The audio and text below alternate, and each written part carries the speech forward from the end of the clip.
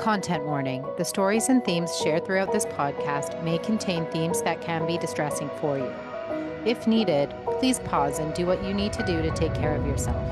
If needed, please reach out to a mental health professional for support. Welcome back to another episode of Resilient AF with Blair and Alana. But today, Alana is not here, but I am here for the both of us, and I am here with Simran. It's funny, we just had this conversation. I wasn't recording, and I was like, "How do you say your last name?" And I guessed, and it wasn't. She's like, "You can call me that, but it's actually this." And that I literally just this we did this twice in a row, and I was like, just now, I'm like, okay, in my head, Attili, right? Correct. Yes. And you can also say Attili. We're human, Attili. so we get it. Simran Attili. She's amazing. I was actually a guest on her podcast, and she's the host of the Enrich Podcast, where her mission is to inspire millions to become resilient, empowered, and authentically themselves. And guess what? We are huge fans of that here in the community. She is a passionate human. She's very passionate about personal growth, mental wellness, and dives deep into conversations on overcoming mental health challenges, building resilience, creating fulfilling lives. Through expert insights and practical advice on topics like wellness, confidence, and self discovery, she guides her listeners to break through limiting beliefs, embrace their strengths, and step into life's purpose. And she knows this all too well because she went on a journey of her own. So before we dive in, I just want to welcome Simran. Hi. Hi, Blair. Thank you for having me here. It's an honor. I love it. She's a fellow Canadian. We both live on the left coast, west coast. So and I actually recorded your episode in person, so I've actually met you, which is Yes. very exciting because I don't actually sometimes I know guests, I know them ahead of time and invite them on, but you and I had a really different path. And the fact that there's so much overlap in the work that we do, I think it's really beautiful that we've, been able to co-create and collaborate, and having your story in Resilient AF Stories of Resilience Volume 2 is huge, putting you up on a billboard, celebrating you and celebrating your journey of letting go of the pressures of society and family obligations to begin your journey of self-discovery. And I'd love for you to share your story. Yeah, thank you. First of all, I really want to thank you for creating this platform for people like myself and sharing your stories and what you're doing in the world. It's amazing. So I'm always rooting for you. So thank you so much, Blair. And your story is inspiring. We've actually met twice now in person. The first time was at the Pursuit 365 You're event. right. We've met twice in Yes. person. I forgot. In And my head, I that's was when like, I was yeah. inspired. Yeah, that's amazing. You know what? And so Mhm. Shelly Lynn Hughes, who is like the publisher of a book, Pursuit 365, she put on this launch event last year in Right. March, when my last book came out, and that's where I was speaking and I met you. And it's fun because we were all in New York together. Yeah, that is amazing. So it's Yeah. cool. It's cool. I love Yeah, that is. Yeah, thank you for asking me and thank you for bringing me on here. My journey really began in 2018. I don't think so my journey began in 2018, but like I finally woke up. I was asleep before that. It was a spiritual awakening that happened. It's like my eyes opened up. And the way I was really going with life, I knew this was not it. I was feeling anxiety all the time. I was having breakdowns at work, which was not normal. And there was just a lot of overwhelm in my life. And I remember this pivotal moment. That's why 2018 was such a pivotal year of my life because I could feel some uneasiness in my body, but I just didn't know how to verbalize it or really speak about it yet. And I remember I've always found comfort and friendship with my books because I feel like I really connect with books. Like I felt very different when I would try to be vulnerable and maybe people were not mentally there yet. And that's okay. That's their own path and journey. But I felt like I wanted to open up, but I wasn't really finding a safe place. So I would put on my mask and be the happy Simran that everyone expected me to be and just showing up at places. I couldn't say no because a lot of people expected me to always be there, whether it's friendships, work, family stuff, and a lot of things were going on in my household. I would say like my parents' relationship is very, I would say different. It's something. It's I'm trying to understand it. Like my dad has been away almost my whole life working. Work has been a priority for him, but he's always been such a great person, a mentor to me. And so a lot of stuff that my mom was going through emotionally, and then my dad separately, and then my siblings, it was really weighing down on me, and I didn't have a place to go to and express myself. So I was always wearing a mask, and I was always like, I'll be the strong person. So I remember this one, and this happened to me a lot, few times in 2018, where um, I was not okay, but I pretended to be okay. But then, when universe is nudging you, you're not listening, it just forces you to just take your mask off. And that's what happened. It's like someone just turned the tap on and I was just bawling. I remember I was having a panic attack this one night and I was about to leave for my friend's birthday party. And I still went. This is a crazy part. I just pretended like it's okay. Half an hour or 40 minutes before, I had full on makeup and I was already dressed up. And I remember I was just on my bathroom floor crying because I just didn't know what was wrong with me. I was breathing very loudly. I just didn't know what was happening. I couldn't express. And and then I also got into an argument with one of my family members. It was just a lot happening. And I remember it was cold. It was, I think, late November, early December. And I walked out of my house with no jacket on. That's how hot I felt. That's how overwhelmed I was. And I remember calling my boyfriend, now my husband, and he's been super supportive. And I told him what was happening, and he's asking me, "Are you sure you want to go?" And I'm like, "Yeah, yeah, yeah, I'm totally fine. I just need 20 minutes to myself. Just be there with me." He's been very emotionally supportive, so I find very a lot of safe place with him. So, long story short, I show up to this birthday party, and I am greeting everyone. I'm like giggling. I just forgot about what happened. That night, I felt so inauthentic. And there was like this voice back of my head that kept coming up. Who are you? What are you doing? Why are you living like this? And and it also reminded me of a point of my life earlier that year where I did not want to be here.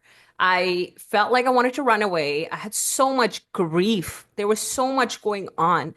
I didn't have a safe place yet to vent to. So I know I share about this part in the Resilient AF book, but I remember walking down my townhouse. Me and my mom were living together at that time, and I just looked around and I was just like, you can call it dramatic now, but it felt like, this is gonna be my last time. Like it's okay. I'm just gonna see how it is. I don't know how I'm gonna do this. Like this is very heavy for me. My shoulders are very like it would get tense. I felt like I was carrying the weight of the world and my family, Mhm. and especially if you're masking, you know how heavy it can get.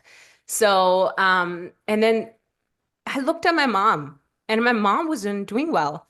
And sorry, it makes me emotional, but and I just had this voice in my head that how can I do this to my mom, when she needs me? I apologize. But that was a pivotal moment in my life where, again, I had to think about someone else. But that voice came in my head, and I started asking a lot of questions that who's going to be there for her? Who's going to take care of her? And then those questions came back to me. And this was like my conversation happening with the universe, God, source, you want to call it. Just like laying in bed that night and having a conversation with myself about, but are you taking care of yourself? You have to be that person who's also pouring into yourself. And that's why it's getting heavy for you. And that is where my journey really began of just letting be. And I'm still work in progress. I'm still working through it. But my intention has been just to allow people be to themselves and be vulnerable and creating that safe space. So that's where really my journey really began. Thank you for sharing. Thank you. It's hard when you have this like unraveling, undoing of the what we think we need to do and be because we're told, and the shattering Hmm. and the rebuilding is the rest of our lives. right? And thank you for sharing all of that. And I think how beautiful that you had that experience about wondering who's going to take care of your mom or what's going to happen to your mom, and then actually having that self-compassion for you, because if we can't take care of ourselves, we can't take care of others. Yes. Yes. And there is actually, I actually want to share this because I found this analogy recently and it fits so perfectly what we're talking about here. And this is something to do with relationships, like maybe a romantic partner, but this can be applied within our life as well. About, let's say you're living in a house and you have all your cabinets empty, Hmm. right? And then all your drawers are empty and you're hungry, you're starving, and someone shows up at your doorstep.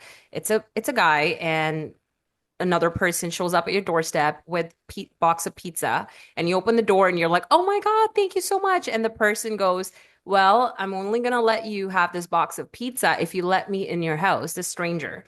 And now because you're desperate, you're empty, you might think, "Yeah, sure, I'll take anything." But then look at the other side. If let's say your cabinets are full of food, it's fully stocked, your drawers are fully stocked, and someone shows up at your doorstep with a box of pizza and they ask you, "Hey, would you like some pizza?" You might be like, "Yeah, I'm okay with that." But then they tell you, "Hey, this is the one of the ways you can have this box of pizza is like if you let me in."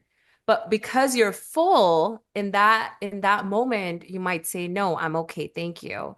So I think this can be applied in your everyday life as well. If you're pouring into yourself, you're not going to allow any disrespect or things that are not in alignment with you in your life. So it just fits so perfectly. And I'm really trying to remember every time I feel like I shouldn't choose myself or society tells me I shouldn't do this. It's like, what do I really want? And that is something that I've found that has been working great for me. And I'm okay with sometimes being disappointing others and checking in with myself. Am I giving my all? Yes, I am. Are these expectations Yeah. realistic or are these expectations unrealistic? So, like those conversations, like it has been so clear in my head and my self-talk. So, yeah, Have you absolutely. Thank you for bringing that up. have you read Mel Robbins' new book, The Let Them Oh Theory? no, but I've been hearing about it. You I need love Mel to. This Robbins. is this is totally the jam. It's all about like let them, Really? let me, and that like you are in control of you and nothing else. And Right. it's kind of one of those things like I mean, I've been working on this with my healing, but like my boundaries are very clear to me where before they weren't. And Mm-hmm. I say yes or no to things that will serve me. And if it upsets or disappoints others, let them, Yes. right? And like it's so interesting because I think probably your life before 2018 or before this happened and now like you're probably not only a completely different person, but probably the people in your life, like obviously family's different, but like people in your life have changed. So true. I was actually really struggling with setting boundaries until a few years ago. And when I got really real with setting boundaries, there's actually a book that I read, and I was also part of this book club called Set Boundaries, Be Free, something like that by Nedra. I'm forgetting her last name. But it's such an amazing book. And I remember reading it came to me at the perfect time of my life that I needed it to be because I was still struggling because I Yeah. knew something was off and there were a few relationships I was not able to set clear expectations because you might have X amount of years of friendship and you're pouring into each other. There's so much energy, time, love invested into each other. But then you also know sometimes people not be in alignment with your life, and that's okay. Just kind of realizing that was also an aha moment. And I remember reading that book that year and applying those things, applying those concepts. And when I did become very serious about, setting boundaries, I did lose some relationships and it was really sad because doesn't matter what you do, sometimes like you said, let them be, right? It's okay for people to see you for what they want to see you, but not for who you are. And that's okay. You know, it's totally okay to choose yourself, to say, no, this does not serve me, and we can meet here. But if it doesn't work out, Mhm. it's fine. We're all adults. And relationships change, right? Yes. Like Mel Robbins actually talks about this in her book, and like I'm listening to it because it's nice because it's like she's talking to me. Yeah. Yeah. And I'm a faster reader and I retain more when I hear books than I read books. But she talks about Right. relationships in it. And you think about your best friends when you're a kid in school, right? You're all in the same classes, you're together all the time, same birthday parties, maybe extracurriculars. But as Yeah. an adult, it's completely different because everyone's going through different things. And so, Hmm. like for example, I'm sober now. Right. So Yes. I'm 6 years, not now. Well, I mean, I now, but like for 6 years, I'm sober. And so when that happened, things changed. The way my Hmm. friends, certain friends interacted with me changed.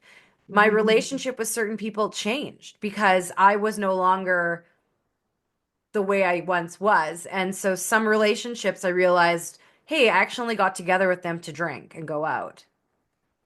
And I stopped getting invited. Or some friends of mine, like if I were to stay with them, like they would stay up, their life was different. They'd stay up later and, I'm like, I like to go to bed early. And so I would, Hmm. instead of staying with them, I'd stay somewhere else or I'd get a hotel or whatever. And, just having people who've known me forever in my mid 30s readjust to how I show up. And it doesn't mean that I don't love them or they don't love me, but our Right. relationship has changed. And like even recently, like I've had a situation where like I've had a few good friends go through things Hmm. and I try to show up as much as I can for them. And maybe they're Hmm. not as responsive because they have responsibilities like children and moving and things are changing and the home dynamic. Hmm. I'm at a place where it's not, like I'm not upset because I understand that they're in a different season than me. Right. And Very and true. even though I might be following up with this person, maybe it's text messages every few days or calling them, and that's maybe what they need. Hmm. To Hmm. be reminded of that, right? And Hmm. so it's really, really interesting. And I'm not really too sure your age. You're very mature. And just in case you all think I'm in my 20s, I'm not. I'm almost 40. But like as I've gotten older, like it's interesting. So I was talking to my husband about how I really miss my friends because I'm in Kamloops. And we Yeah. moved here to be close to my mother-in-law. This is where he grew up. So I'm on his stomping grounds and I've made friends. Hmm. But they're not my Hmm. best friends I've had since grade 10 or kindergarten that I still have, that I'm still Hmm. close with. And I'm close with their kids, but they're not in Kamloops. And I was trying to Hmm. explain how much I miss being with them. And he's like, Yeah. you can make new friends. I'm like, yes, I can. And I have friends. That's not the point. Like, there's so many different types of friends, and some of my friends are chosen family. Yes. Yes. And Absolutely. yeah, and I said, and I don't need to have thousands and I know lots of people, but I don't need to have thousands of friends. I want Absolutely. my friends and I want quality, deep relationships, Yes. Yes. right? And so it's so interesting because as we get older, and like in my life, I've lost parents and like my family is shrinking. So those Hmm. friends, those chosen family, like the relationships become even more valuable to me. Hmm. I so agree with you. And I'm 30 years old and things have been changing for me. And you are still so young. 40 Yeah. is still so young. Like I am getting excited to get older, by the way. Like Oh, I listen, remember I'm when I, ready. I'm ready. Hello, 40s. I'm August. yes, I love it. Yeah. I absolutely love Yeah. it. I remember when I turned 25, I was like, oh my God, what's happening getting old? But no, I love it. I love being a 30-year-old woman. I love it. Absolutely. I feel like everything that you're saying, I can so resonate with you on everything. There's so many changes happening in my life in the back end with relationships, with how I want to live, how I want to show up. And even what you said about, being distance shouldn't change anything when your relationships are so close knit. And I found that some relationships in my life required me to be there all the time, 24/7, when I don't think like that because for me, checking in is very important, yes, but it can be done over text, a phone call. We understand we all have life. Life is always lifing, right? And I Yep. think just kind of communicating that, hey, I absolutely would love to see you and making time. And I think people in my group at least, or in my circle, or even in my age group, I found that it was very hard for them to think that, oh, you have to schedule to meet now. The mindset didn't really change. And I Like, found actually, that yes. yes. It was like, hey, you know what? I have this going on and we're all busy. I'm not the only busy person. We're all busy. But if you want to make out time for your friends, for your family, for your partner, for your work, for all these amazing projects that we're doing, we have to find a system that works for all of us and meet in the middle, which is using your calendar. It's very simple.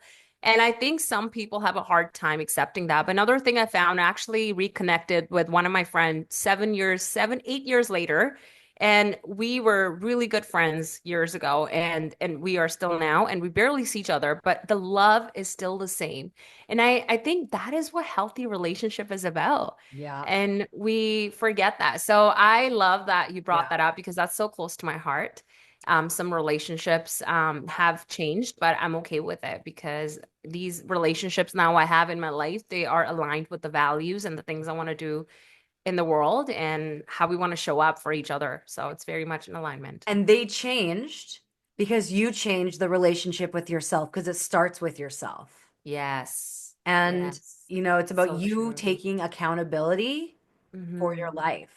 Yes. Like, Yes. what a gift.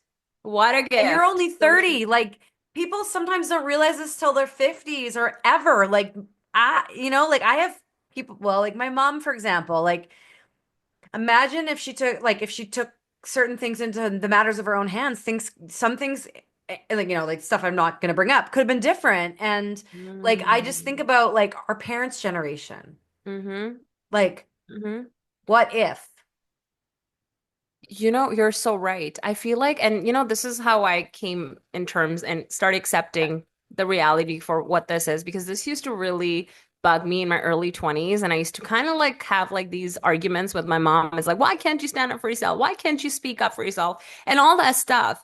And then when I started to really work on my relationship with my parents, and it's still work in progress, or with anyone around me, and I just realized maybe they didn't have the capacity, they didn't have the time. They were Or the so much in tools? survival. They didn't have the tools. They don't have the Exactly. tool. Yeah. Our Yeah. parent like yes, it's I think it's a generation thing. Like we are gifted Yes. with access, technology, the conversation around mental health being there. Mm-hmm. I look at my parents' generation, like my dad lived with addiction, and like Mm-hmm. I was the first one who took him to a meeting. And Wow. what we know now about addiction is not what we knew about in the 80s and the 90s, right? And divorce and all this stuff and and mental health support and like medication. Like I'm pro medication. Like I'm very medicated. Mm-hmm. SSRIs, ADHD, progesterone, Mm-hmm. all the things. But like Mm-hmm. I'm balanced out. Where like before I was very low. Like, and I look at my mom, for example. My mom had Mm-hmm. so much trauma. Her husband left her with two young kids, and it was very traumatic, and there was lots of trauma associated with it. Um, and she didn't get the mental health support that she needed because it wasn't like a part of the conversation. Right. Very true. And it just comes down to you're breaking the cycle, right? We You're are the one. breaking the We are cycle. breaking the cycle. Yes, Like I love that. I can't Yes. wait to see like my friends' kids. Like, some of them are like I think like 10, they're getting older, but I can't wait to see like this next generation of kids grow Yes. up in a society where it's just as normal to talk about the weather as it is your mental health. Just Mm-hmm. normal to Mm-hmm. ask for apple juice as it is for like appointment for the psychologist, right? And like Yeah. what a gift. Yeah, and they can absolutely say no without hesitation. Mhm. And I feel like I'm in the middle where I'm like, I'm still like considering the feelings and I'm trying to really figure out where I'm like, I'm not being mean by saying no, right? But I'm still getting there. But oh, I love the next generation thinking like, nope, this doesn't serve me. I don't want that. And I'm like, I love this. Yeah, it's amazing. Okay, so as we wrap up, Hmm. I love that you're entering a new decade too. Like you got a long road of happiness ahead of you. Like I'm just so like I love when I see people like when I was in my 30s, Hmm. I was just having a time. Like the trauma was being pushed down. Like Yeah. there was no self-awareness. Right? And like it's such a gift that you have this. It's like you get the gift of time. And Hmm. um our listeners, they range from all different ages and backgrounds and places. But from what you know now in your journey, What advice do you have for someone who's maybe going through an awakening or a self-discovery or realizing they're not living the life that they want to be living? Mhm. That's a great question. I just want every single person to know it's never too late to start the healing and work on yourself, accept your relationship. And it's okay to take small, consistent steps. I'm still work in progress. I'm always going to be working on myself. So it's never too late. And I just want every single person to know that there's a community out there. There's a community that Blair is building. We have a community. We're collectively working on this. We want to make sure that we are creating a safe space for everyone. So there's a person out there who's willing to listen. There's so many tools out there. So it's just a matter of changing the perception of, yes, there is help available everywhere. You just have to look in the right direction. And once you keep that as your intention, you will find it. You'll find your community, you'll find your people. You just have to take your mask off slowly, step by step. I So love that it. would be something I want to leave with today. And if this conversation is like piquing your curiosity, listen to her podcast. The link is in the show notes. Thank you, Blair. I really love it. appreciate that. That was amazing advice. So take your mask off. You can peel it off slowly or rip it off like a Band-Aid. Yes. Whatever. Do what you feel like doing. Yeah, I What love feels that. good. Yeah. You're so special and amazing, and I'm so Oh, lucky thank to you, have you in Blair. my life. And thank you for doing the work that you're doing and for being a guest on our podcast. Thank you, Blair. Likewise, thank you. Very grateful for being presented with this opportunity. And I can't wait to see you in New York next week. I'm Oh so my God, so good. excited. And to everyone out there listening, thank you. Thank you for spending some time with us, letting us empower you, help you strengthen your resilience muscle. You know, it's okay to not be okay. Like you will get through it. Just keep putting one foot in front of the other. Know that you're not alone. We are here with you. We are that lighthouse in the storm. And a little reminder that you are resilient AF. That's a wrap for another episode of Resilient AF with Blair and Alana. And thank you for listening. Are you feeling inspired to bounce forward?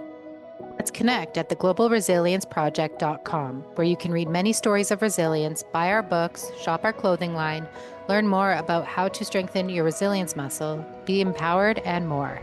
Remember, friends, you are resilient AF.